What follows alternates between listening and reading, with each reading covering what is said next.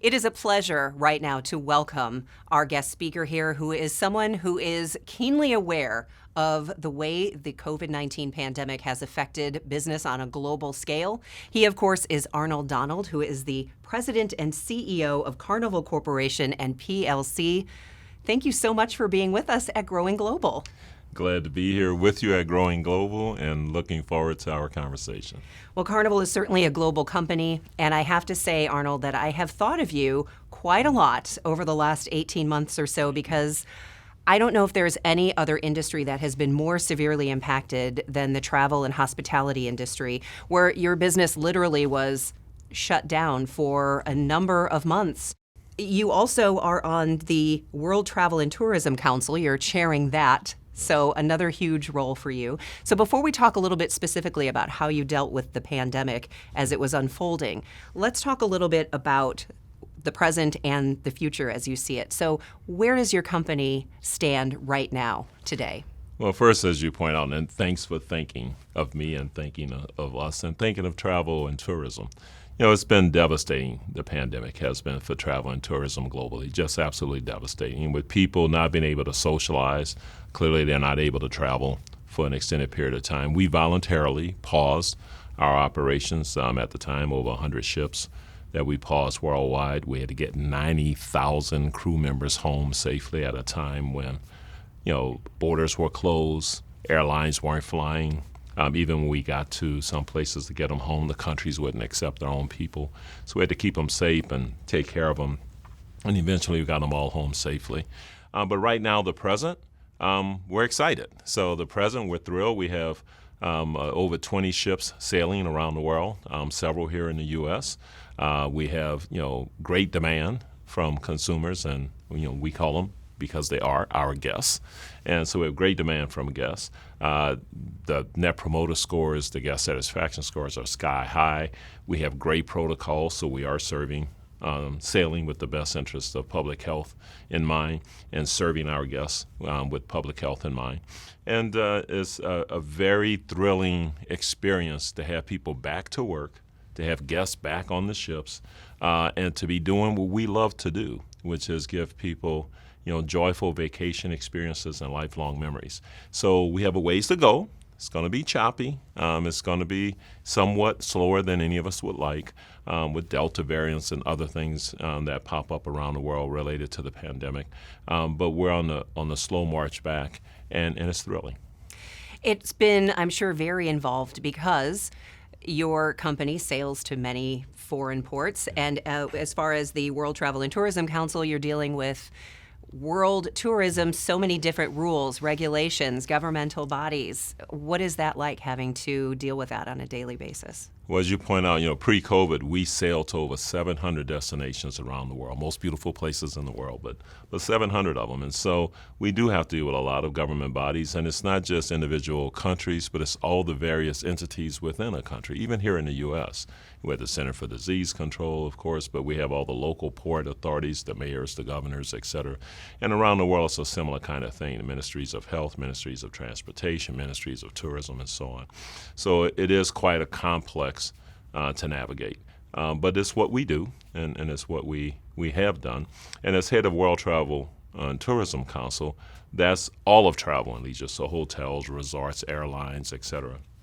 And there, what we're seeking to do is accomplish four things. First, to make certain that everything is data-driven and science-driven and risk-based, and that there's some harmonization around the world of protocols so that people can travel frictionless.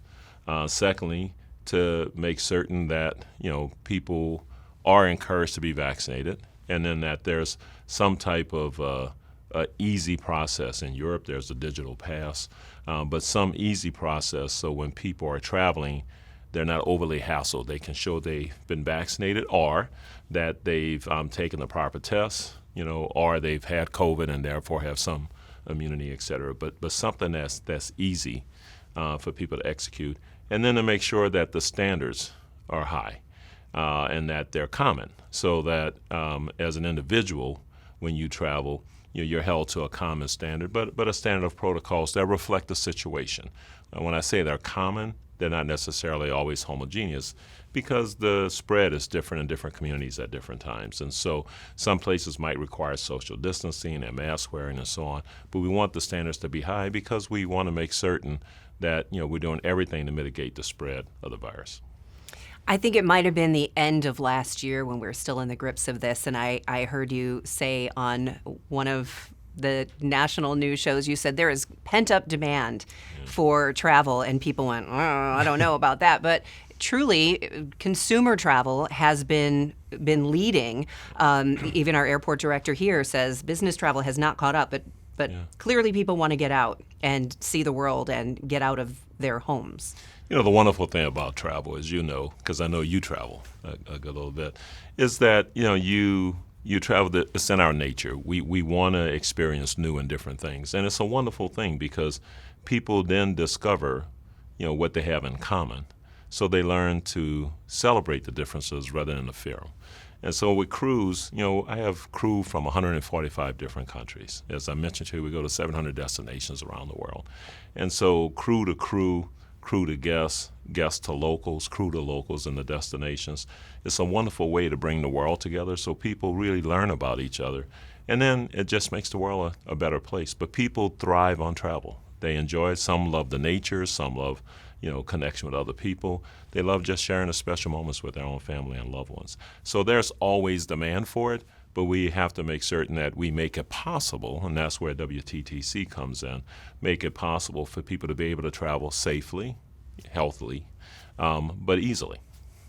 I think a lot of St. Louisans are used to seeing your face. You've been a part of the St. Louis community for years from your time at Monsanto, and we're also used to seeing you on TV, especially over the last 18 months. You certainly have not shied away from talking about this pandemic and its impact on your business. I think one of the things that has impressed me is, all of us have obviously been impacted by this, and some of us have been a little down about it, some of us more than others, but you have unfailingly been extremely positive every time I've seen you, and even off camera, you're a very positive guy. How do you maintain that, especially when so much was unknown, when your ships were all docked, and honestly, you had no idea when they were going to start sailing again? How do you stay so positive? I think, I'm practical, but I am positive. And if you think about it, just think about 18 months ago, we didn't even know what this was. People didn't know the epidemiology of the virus. They didn't know how it was being transmitted. I mean, there was hardly any knowledge about it at all.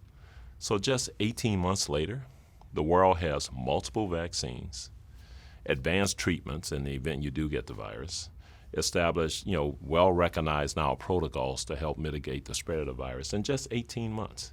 And it shows the knowledge and the power and what happens when the world pulls together and identifies a problem and tries to address it. And so I've seen that at other times through my education experience and through my life experience, that you see that when challenges come, people organize around them and address them. And I do that in my business as well. And so, this is a challenging time.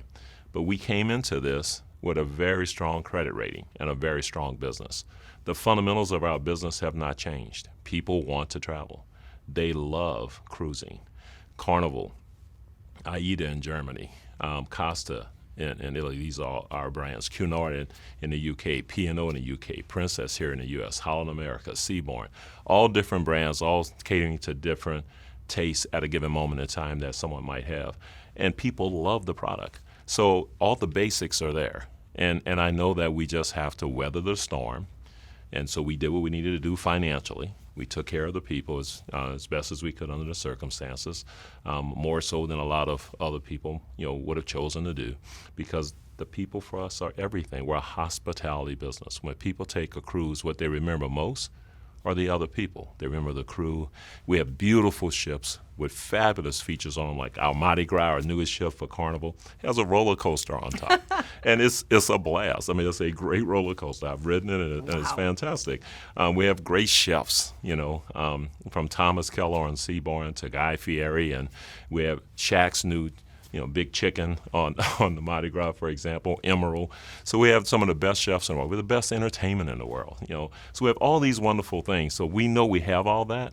And so the rest is just a matter of managing the moment, addressing the challenge, And most importantly, we have collectively, I mentioned 90,000 on the ships, but pre-COVID, 150,000 employees who are dedicated, committed, motivated, love what they're doing, and their job is to exceed guest expectations while we honor our highest priority: compliance, environmental protection, and the health, safety, and well-being of everyone. And that includes, obviously, all of our guests, the people in the communities that we touch and serve, and then our Carnival family, and that's our shipboard and shoreside personnel. I think maybe it was about a decade ago, Norovirus was a big deal on cruise ships. So anyone who's cruised knows that everywhere you go on the cruise ship, they're spraying you down with hand sanitizer, something the rest of the world has had to catch up to during these last 18 months.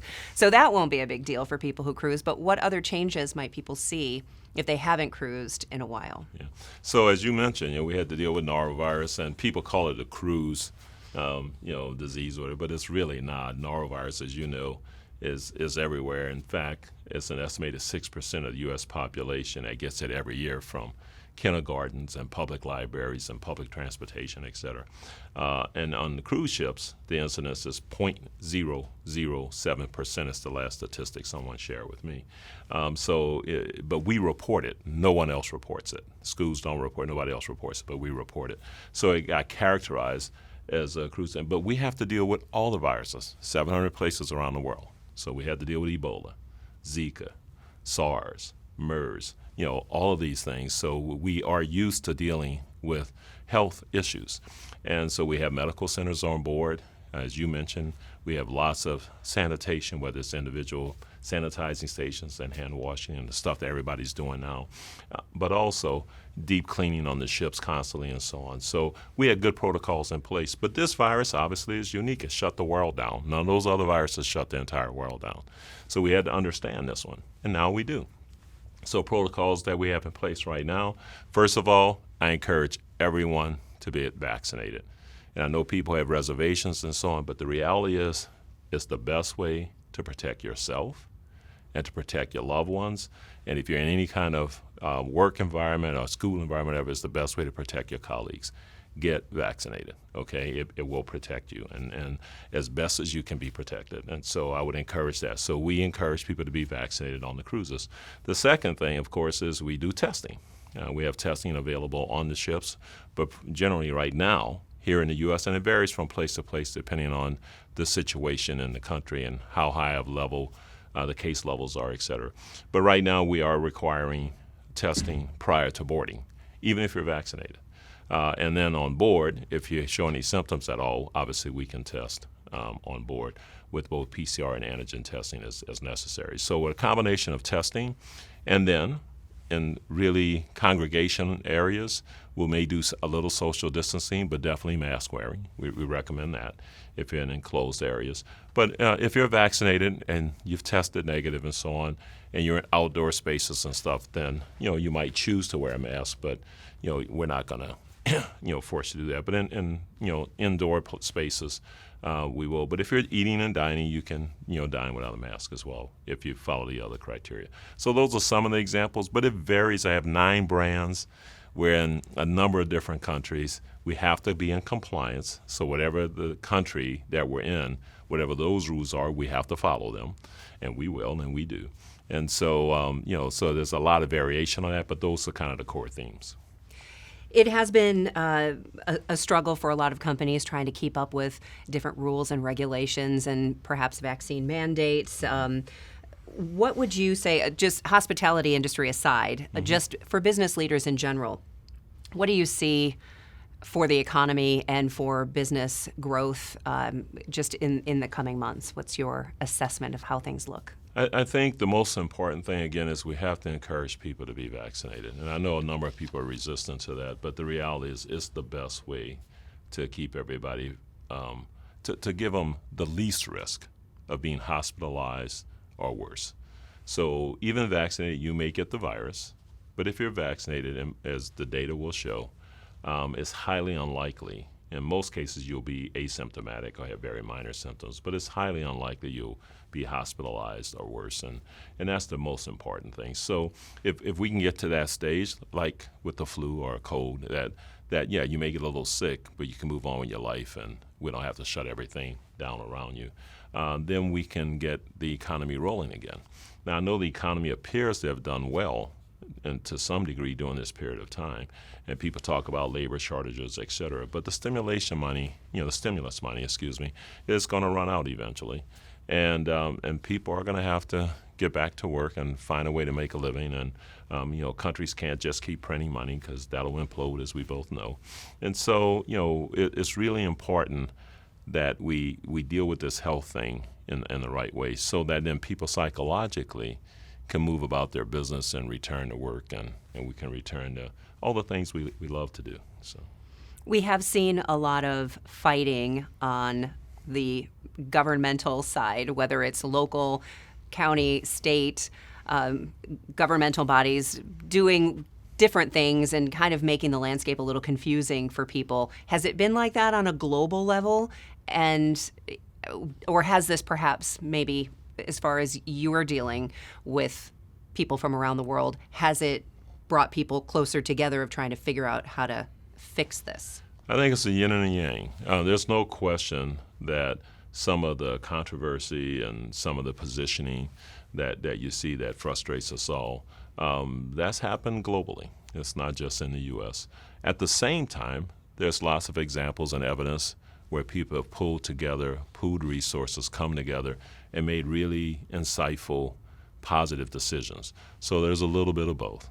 And obviously we like a lot less of the combative, fragmenting, taking an arbitrary stand on things, kinds of positions that we see here in the U.S. and other places, all over the place. We like a lot less of that and a lot more of the collaboration. And certainly at WTTC, we encourage that.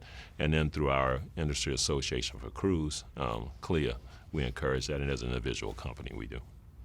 One of the things that we love about Growing Global each year is celebrating St. Louis area companies that are doing big things globally. And it's always very impressive. Obviously, the last 18 months, some companies have had to scale back or pivot. Any suggestions or advice that you'd like to give to St. Louis area companies who may have had a tough go of it these last 18 months? I'd offer some encouragement, and I would say stay the course. That what value you bring in, and what the basic product or service that you provide, and stay the course. And I can only offer our example, not like it's the way to do it, but maybe it offers somebody some insight. So, for us, we had to make certain we could withstand an indeterminate length of time that we were going to have to pause operations. So we had to get liquidity. And luckily, we had a super strong credit rating. We had, at the time, uninhibited assets. And so we were able to go into the market. And we raised $23.6 billion in 14 different transactions. Even though we were on pause, we can't park the ships. The ships have to continue to operate. So we had minimal manning on the ships, and they're still out there operating. And so we had a heavy burn rate of, for a period of time, $600 million a month. A month. With no revenue. $600 million a month. With zero revenue. With no revenue coming in, okay? And you're still smiling. And so we had to raise, money. And the other thing is we had to raise the money virtually. Nobody was in an office. We weren't in an office. The lawyers weren't in an office. The bankers weren't in an office. The investors weren't in an office. So we literally raised $23.6 billion in 14 transactions. And now we've done several refinancings since then to give us, to help our balance sheet, to get the interest rates down and so on and so forth. So we continue that exercise. But the most important thing is make sure you can survive. So we made sure we did it, and then we aggressively managed cash internally. Yes, we had a burn rate of $600 million. We got that down to $500 million through a lot of effort. But to get it down to $600 million was a lot of effort required, and a lot of discipline on a lot of people's part, and our people were just fantastic. So, weather the storm, prepare yourself to weather the storm. And then the next thing is prepare to come back strong. So during this time, don't waste the crisis. So we looked at every process we had. We continue to do that. And to say, how can we come back stronger as an operating company than we went into this with. So how can we make certain we're poised to take advantage of when things come back, and that we do it in a more powerful way than we were doing it even before this happened. So that would be the second comment. But to stay the course and know who you are and believe in yourself and your company and your people, and just weather the storm and get ready for when it turns around. Well, Carnival Corporation is a huge company, and I think that you also have kind of a unique perspective because you're one of the few Black Fortune 500 CEOs. Has that contributed at all to your attitude, your mission moving forward? And what would you say to some of our other folks watching today who would like to see more diversity in the boardroom or the CEO status? I would say that my entire career, I have found diversity and inclusion to be necessary tools for success. During my career, I've helped transform 3 industries, not just 3 companies, but 3 industries. And each time, a catalytic aspect of it was bringing together very diverse people in an inclusive way. And so this is more fact than philosophy. The reality is, in a capitalistic society like ours, communities thrive when businesses thrive. Look at any community, if they had major businesses and they went under, it impacted the community. Education, parks, recreation, arts, everything. It impacts the community. And so communities thrive when businesses thrive. Businesses thrive over time through innovation. If you don't innovate, you become obsolete. You get acquired, you disappear, or whatever. So you have to innovate. Innovation, by definition, is thinking outside the box. It's diversity of thinking. You're far more likely to have diversity of thinking in a sustained way if you have people who are diverse and you're including those diverse points of view. So if you want to create something out of the box, you need people going to think out of the box. And having diverse people doesn't guarantee it, but it increases the probability. So it's an actual mandate for the long-term success of the company and for the communities to have diversity and make certain that diversity is valued in a way where the thoughts and points of view are inclusive. So I've done that. I did it when I was here at Monsanto Company in the agricultural business when we launched the biotech products. I did it before that in lawn and garden, also at Monsanto when we transformed the lawn and garden industry. And I've done it now in the cruise industry as we've gone about, and I'm very proud of our track record so far, but we got a lot of work to do still on diversity. But we have, our board is very diverse, our leadership team is diverse. We're working to get diversity at all levels on the ships. It's a traditional maritime environment. That's easier said than done. On the other hand, we have a natural resource. I mentioned our crew are from 145 different countries. So we have a lot of diversity naturally, but we have to learn to be inclusive with that diversity. So I think it's really important. Whether they all aspire to be a CEO or not, that's not the point. The point is to have, diversity of thinking and inclusion throughout your organization at all levels and all aspects of it. And if you do that, you're more likely to have sustained success. Well, we love that you still consider yourself to be a St. Louisan and that you still come back to St. Louis. Absolutely. Of course, you're a Washington University graduate, and I know you've probably seen a lot of the wonderful things that are happening in St. Louis and the business community and the growth in different sectors. Obviously, we still have a lot of work to do too, but what's your current assessment of the business climate and our potential growth, and what would you like to see St. Louis doing for the future?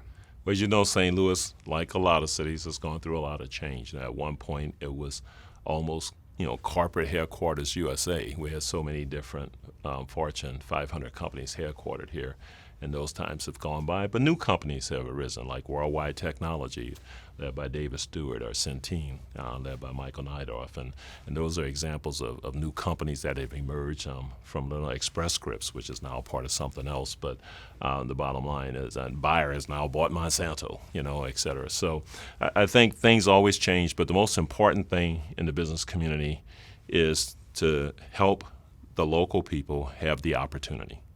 So social equity.